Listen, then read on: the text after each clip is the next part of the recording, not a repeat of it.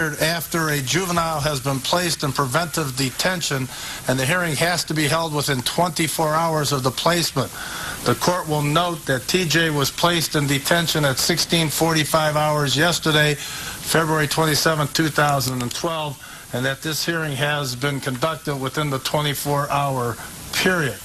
Before the court will be the issue of whether or not under the rule that the child taken into custody shall be continue to be placed in detention or shelter care, or if not considered to be a threat, return to his home. Before we get to that specific issue, though, I believe there are some other discovery and other issues that are pending to come before the court. The court will recognize Prosecutor Joyce. Do you have a motion? Your Honor, I'd like to move for this honorable court to place an order refraining all participants to this matter from discussing this case any further with the local meeting. Thank you, Mr. Joyce. Mr. Farinacci, do you have any objection to that motion? No objection, Your Honor. Right, the court will note that the motion that's been made by the state, not objected to by defense counsel, governs the court's admonition as to the lawyers in this case talking to the media.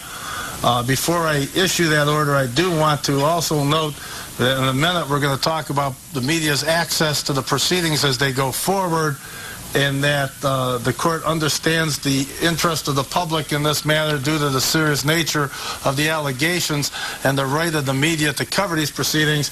But the court would admonish and caution the media to try to be careful with the accuracy of facts as they are portrayed to the public. For our ultimate goal here is to make sure that the public understands the truth of what happens, but we do not wish the proceedings to be used to mislead the public as to the factual basis of any allegations in the court. That having been said, the court issues the following order. The defense counsel and the prosecuting attorney are hereby restrained from issuing any public comments about the pending status of this case.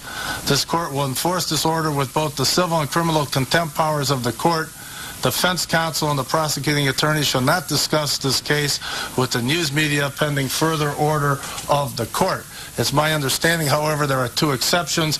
One exception is that Prosecutor Joyce will be having some explanation after these proceedings, and I have talked with Attorney Farinacci. If he feels that inaccuracies have been stated in by the media, that he will submit to the court a response for the court's in-camera review, and if the court thinks it's appropriate to keep the facts straight in this matter, the court then would authorize such release of information. Is that correct, Mr. Farinacci? Yes, Your Honor, that is correct. Is that correct, Mr. Joyce? That's correct, Your Honor. All right. Then that brings one other issue before we get to the detention issue. Multiple media sources, I believe we're up to 47, have asked to participate or appear during these proceedings. The court is well aware of the case law on this issue, including the case that involved this court 12 years ago. Members of the media should have received a copy of the order that the court issued this morning, February 28, 2012, that spells out the rules for media participation in the court, as well as should have filled out a form, an application, and received a copy of the court's local Rule 13.